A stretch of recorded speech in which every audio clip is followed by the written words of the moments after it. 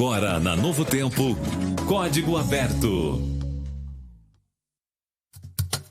Oi, gente querida, muito bem, muito bom dia pra você. Já estamos começando o nosso Código Aberto. Hoje só com meninas aqui, olha só as meninas aqui, ó. Calma aí, não liguei seu microfone, só tagarela. Bom dia, Rose! Bonjour! Bom dia, público maravilhoso, ouvintes especiais. Mais um sábado chegando e nós desejando um feliz sábado. É isso aí! E aí, Maria, tudo bem, Maria? Olá, tudo bom? Bom dia pra vocês. Bom dia. Gente, olha, é assim, esse clima maravilhoso, né? Isso é porque tá chegando o Natal. Vai viajar, ô Rose? Vai viajar mesmo? Vou para os Estados Unidos, né? Vou passar na Flórida, vou em Miami. Tudo isso aí. Na minha cabeça, é claro. Na né? sua Mas cabeça, assim, né? aqui eu vou permanecer no Natal. Vai ficar aqui mesmo no Natal. Vou ficar não vai pra Natal ali não, né? Natal, Não, vai ficar aqui mesmo. Vai ficar com a família mesmo? Sim, com Decidiu certeza. ficar. Sim. Maria, vai pra onde? Eu vou ficar aqui mesmo também. Vai pro cobertor. Exatamente. Tá bom. Vamos lá, gente. Começando o nosso Código Aberto.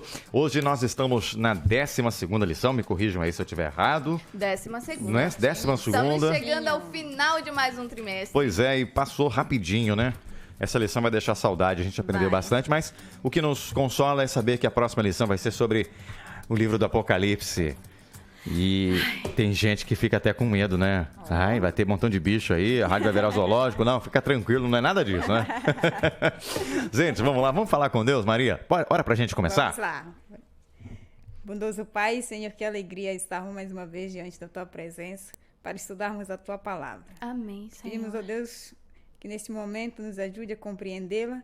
Te agradecemos por esse momento especial, por cada um dos nossos ouvintes também que estão nos acompanhando, que o Senhor também possa abençoá-los e cuidar de cada um deles. Amém, Conosco, em nome de Jesus. Amém. Amém. Muito bem.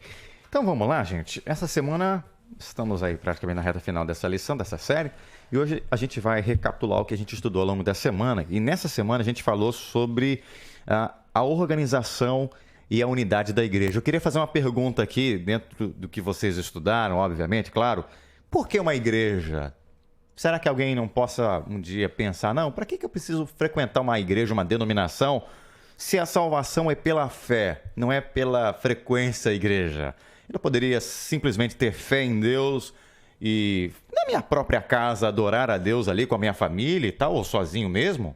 Bom, Deus, ele estabeleceu a igreja, né? Não para manifestar não para foi uma criação de Deus, ele colocou não como um meio de salvação, né? Mas um instrumento para nos ajudar a expressar e manifestar essa salvação ao mundo.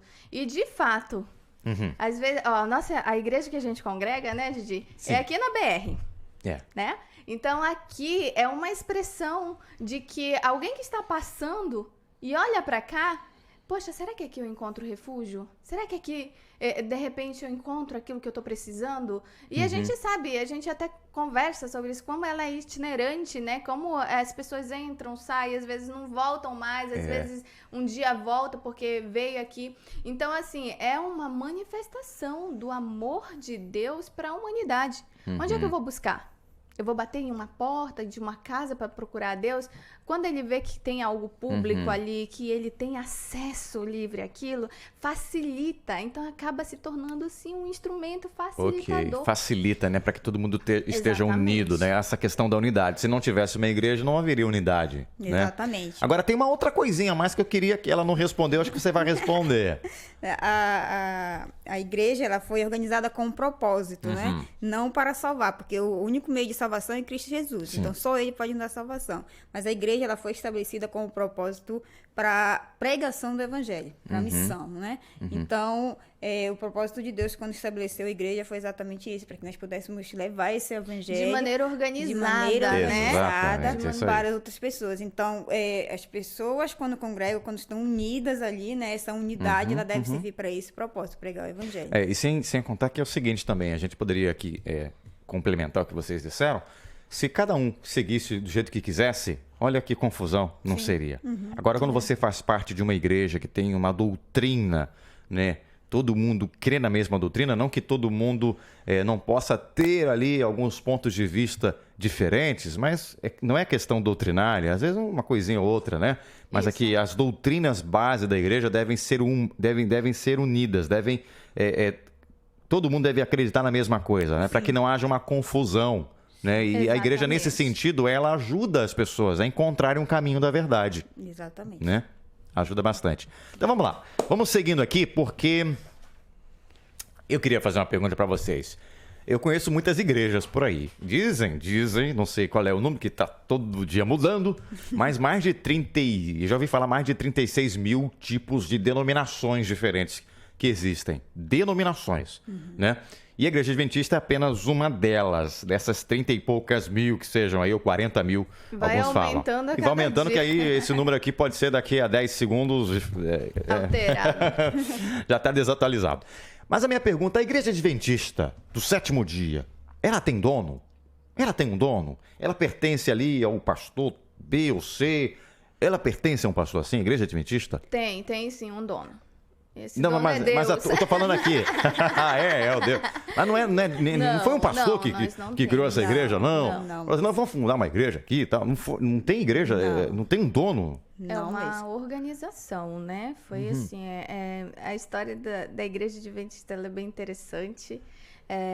A gente, na verdade, veio migrando da Batista, né? Aí nós tivemos um evento... que ocorreu em 1844, e depois disso, esse grupo decepcionado com o erro do cálculo, que na verdade o cálculo estava certo, o evento que não era, né? E aí depois esse grupo começou a se organizar e ver que alguns pontos de vista deles realmente estavam equivocados, então eles começaram a estudar mais profundamente e criaram, então, essa denominação, que por muito tempo teve vários nomes diferentes, até que chegou aos Adventistas do sétimo dia, né? Então, assim, foi uma reunião e um consenso, né? Em opiniões. É claro que até hoje a gente encontra dentro da igreja pessoas que divergem algumas coisas, mas são pontos de vista, não é que seja ponto de salvação, pelo menos não deve ser. E justamente essa lição dessa semana vem mostrando pra gente como nós superarmos essas crises e realmente mantermos uma igreja organizada. Então a igreja adventista, ela não tem um dono, né? Não é a igreja de algo B ou C, é a igreja de Cristo. E a gente entende que isso cumpre o que a Bíblia propõe pra gente, que o líder da igreja deve ser Cristo. Deve ser Cristo. Ele é a cabeça e a igreja que somos nós, somos o corpo. Exatamente. E é interessante falar aqui da história da igreja, que a igreja ela surgiu do estudo diligente da palavra de Deus. Né? Foi a partir do estudo da palavra de Deus, de buscar as verdades que haviam sido esquecidas, que a igreja foi estabelecida. Né? E o povo de Deus, em todas as épocas, Deus ele estabeleceu um povo. Né, estabeleceu uma igreja, um remanescente fiel, aquele que permanece fiel aos seus ensinos e que vai pregar a sua mensagem. Não, porque alguns podem dizer assim, a igreja adventista da Ellen White. É do pastor Bulhon. O pastor Bulhon está até aposentado, tadinho, né? Não é dono de nada. Olha, isso não tira de nós a admiração por pessoas, sim. Fora de nossa época, dentro de nossa época, a gente sabe que Deus ele levanta servos fiéis em todos os tempos e a gente admira assim, muitas pessoas. A gente vê que os ensinos, por exemplo, de Ellen White, seus livros, eles são muito relevantes para o nosso desenvolvimento espiritual. Claro que sobre a luz maior, que é a palavra de Deus, né? Mas isso não significa que ela estabeleceu a igreja, ela é a dona, o Bulhon é o dono, a Rádio Novo Tempo é o dono, a TV Novo Tempo é o dono. Não. Sim. Somos nós que formamos essa congregação, essa igreja, né? Mas sobre as orientações e os estatutos que Cristo nos estabeleceu. É interessante que a Maria citou aí, você também citou, você na verdade citou aqui que a igreja adventista, você citou os batistas, mas não foram apenas os batistas, porque a Ellen White, ela não era nem batista, ela era metodista. Então, assim, essas pessoas que acreditaram na pregação de Guilherme Miller, que era batista, elas, ao verem que não se cumpriu, começaram a buscar, né, na Bíblia, onde elas haviam errado.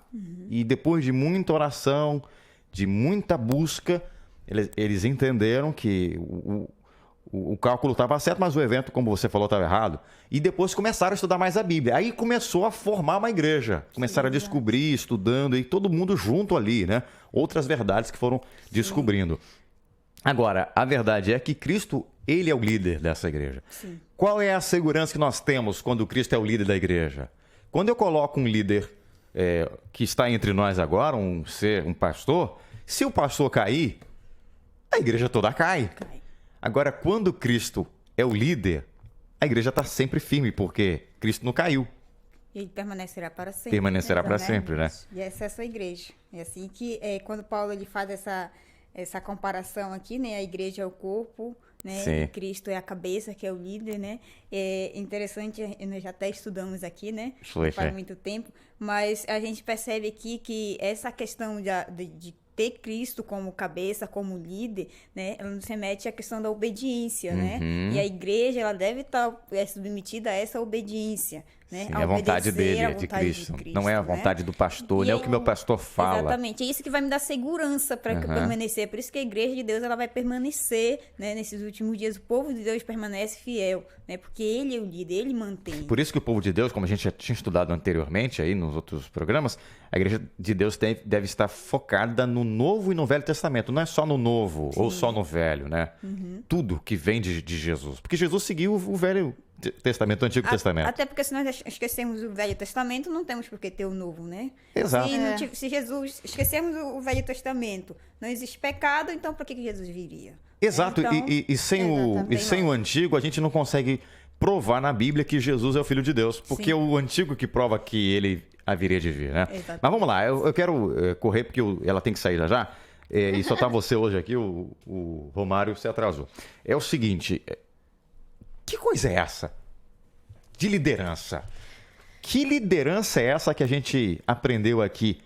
Liderança servidora? Exatamente. Peraí, quer dizer que líder é igual a servo e escravo? Que negócio é esse que a Bíblia apresenta pra gente? É totalmente diferente daquilo que a gente entende, daquilo que a gente vê no mundo hoje, né? Aliás, o verso para memorizar, ele é bem interessante porque ele diz assim, não é assim entre vós, pelo contrário. Quem quiser tornar-se grande entre vós, será esse que vos sirva. E quem quiser ser o primeiro entre vós será o vosso servo. Né? Só para o ouvinte que não acompanhou, é Mateus 20 que você está lendo, Sim. Do verso 25 até o verso 28 que tem esse relato aí, esse né? Relato aí. Então é algo totalmente contrário daquilo que a gente entende como liderança hoje, né? No mundo, a liderança é aquele que distribui as aquele tarefas, que manda, né? Aquele que manda, é o dono, né? é o chefe. Exatamente. Aqui, na Bíblia, é totalmente contrário. O líder é aquele que serve. É aquele que coloca a mão na massa. É aquele que faz, que ajuda. Exatamente. E o líder que perde esse foco, ele é um líder fadado ao fracasso. É verdade. Porque o nosso maior líder, como nós vimos no dia anterior, né, é Cristo. Cristo é o cabeça da nossa igreja. E quem foi Cristo? Que líder foi esse? Que veio a esse mundo e se submeteu a pessoas pobres, a pessoas miseráveis, a pessoas pecadoras, a pessoas que realmente necessitavam de misericórdia, né? Então, como que eu me considero uma serva de Cristo e uma líder e também não vou servir da mesma forma? Então, o líder que realmente ele perde essa noção, ele é um líder que ele vai fracassar. Ele vai fracassar, né? E vai prejudicar a igreja. Vai prejudicar a igreja, não vai ter admiração dos seus subordinados, né? Daqueles que o seguem, porque ele vai ser um déspota, vai ser um tirano, e ninguém vai querer fazer nada para agradar. Ele vai até querer prejudicá-lo muitas vezes, fazendo um serviço mal feito, né? Então Jesus ele demonstra aqui que aquele que lava os pés dos seus discípulos, né? Ele fez isso. Não, que isso? Ninguém tinha lavado os pés. Ele chegou, ele mesmo mostrou. Então, o bom líder é aquele que dá o exemplo, né? É aquele que faz o que o outro deveria fazer.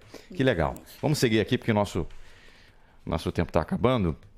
Olha, essa parte aqui também, acho que já tem tudo a ver com o que a gente já falou, que ele também destacou aqui, o apóstolo Paulo, que o bom líder, ele também tem que manejar bem a palavra, né? Exatamente. Tem que estudar, tem que ir afinco. A gente falou aqui sobre como tudo começou a organização adventista. Começou com um povo que realmente se dispôs a estudar de uma maneira profunda a palavra de Deus. Eu acho interessante, eu não vou lembrar agora qual livro, mas Ellen White fala em um livro que quando eles pouco oravam, ficavam até meia-noite orando e estudando a palavra. Quando eu olho para esse texto, quando eu lembro desse texto, eu fico pensando, meu Deus do céu, às vezes eu fico 10 minutos, eu já estou reclamando, eu já estou me cansando de estar na presença de Deus, e eles se reuniam, e quando pouco oravam, iam até meia-noite. Então, assim, o que eu estou fazendo? Né? Nós já fomos considerados o povo da Bíblia, aqueles que manuseavam muita... Então, a gente tem que voltar aos nossos princípios. Muitas vezes a gente tem perdido essa identidade, né? E a gente tem que voltar a estudar mais aqui. Olha, a gente precisa manusear bem a palavra. Em 2 Timóteo vem falando sobre isso, né? 4, de 1 a 4, que a gente tem que preservar a palavra, pregar a palavra em tempo e fora de tempo. Repreenda, corrija, exorte em toda paciência e doutrina, pois virá o tempo em que não suportarão a sã doutrina. Pelo contrário, sentirão coceira nos ouvidos, segundo os seus próprios desejos, juntarão mestres para si mesmos.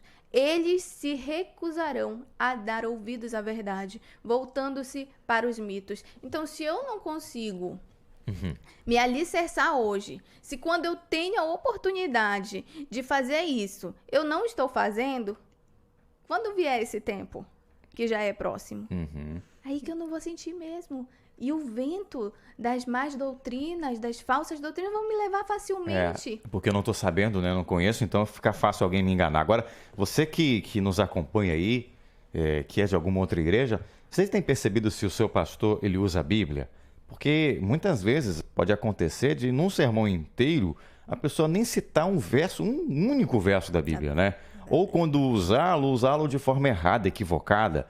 E às vezes, às vezes em debates, a gente vê pessoas assim, né? Elas defendendo esse ponto de vista. Um usa a Bíblia totalmente e o outro não usa nem a Bíblia, usa a filosofia. Então, cuidado com esses. Ele diz que tem que manejar bem a palavra, tem que conhecer. É somente a palavra de Deus. Não importa se é o autor lá, tem um autor, o fulano de tal, o teólogo disse isso. Não, tá na Bíblia o que ele falou? Não tá. Então, meu amigo, não quero saber. Exatamente. É interessante que Paulo ele faz essa exortação, esse pedido, esse apelo a Timóteo, né? E a Tito, e ele fala, procura apresentar-te a Deus aprovado, como obreiro que não tem do que se envergonhar, que maneja bem a palavra de Deus.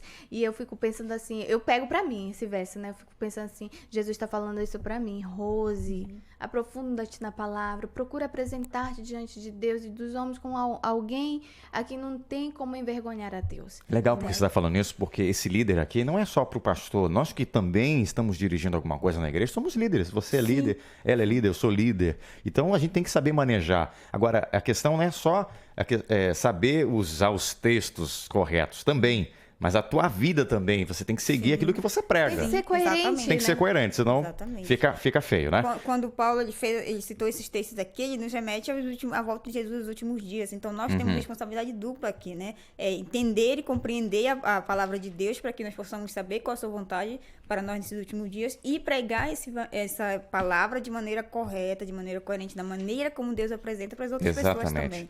Vamos correr aqui. Eu queria aproveitar que ela está ainda aqui com a gente, a Rose, eu queria fazer uma pergunta para vocês aqui.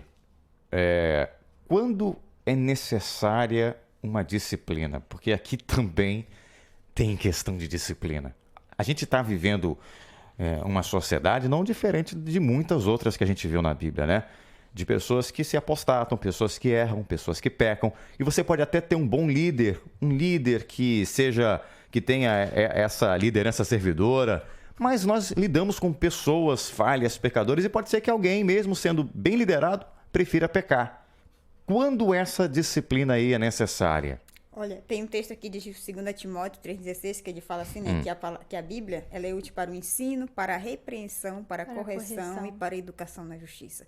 Né? Então, todas as vezes que nós nos desviamos né, daquilo que Deus nos pede, nos desviamos dos ensinos, nos desviamos da vontade de Deus, deve ter uma disciplina. É como uma família, é como pai e filho. Né? Quando o filho erra, o que o pai faz? Ele corrige, ele disciplina. Se não corrige, quando adulto, né? Essa compromete pessoa vai comprometer a formação, o caráter dessa pessoa, né? Então, e Deus também age da mesma maneira. Ele fala lá em outro texto, né, que ele corrige, a disciplina e corrige aqueles a quem ele ama.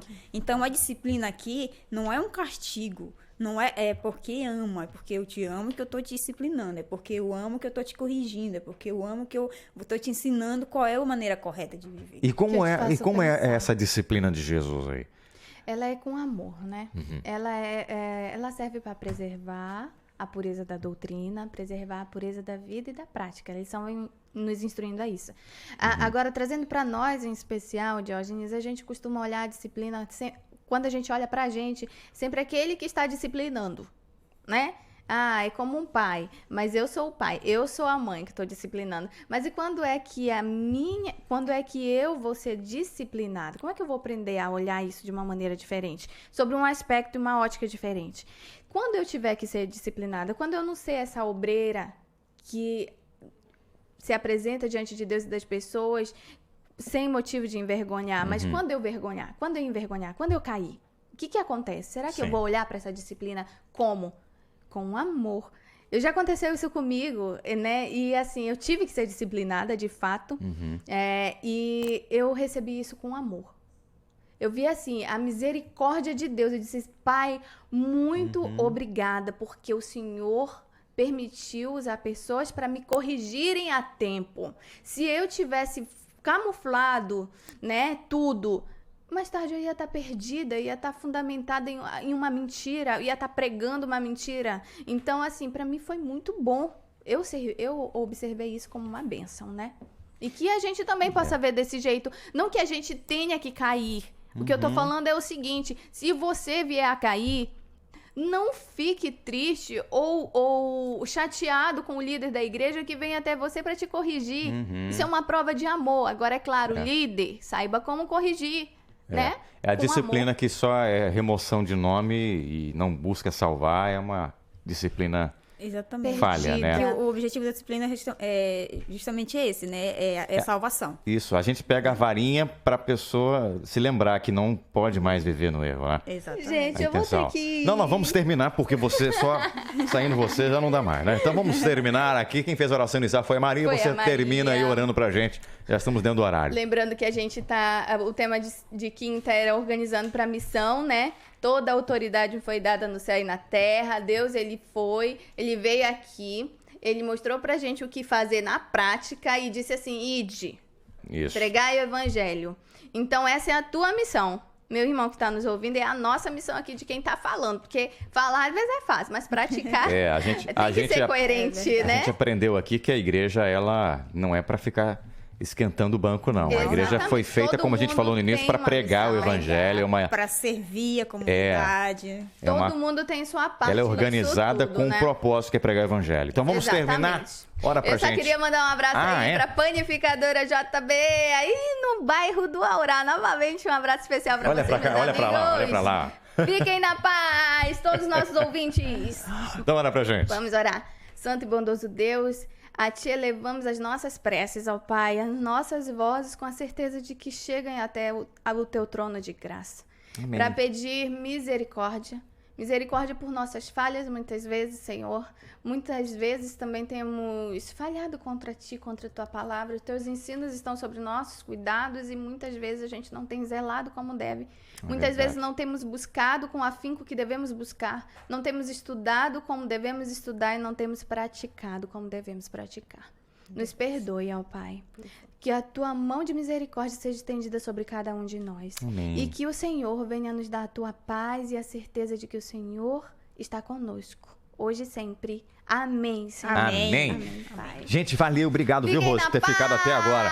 Bom sábado. Semana que vem, o tema restauração final da unidade, hein? É a última. Para terminar. Não perca, tá? Até semana que vem, aqui no nosso Código Aberto. Vai embora, Rose, vai embora. Gente, valeu pelo carinho de vocês. Você ouviu na Rádio Novo Tempo, Código Aberto.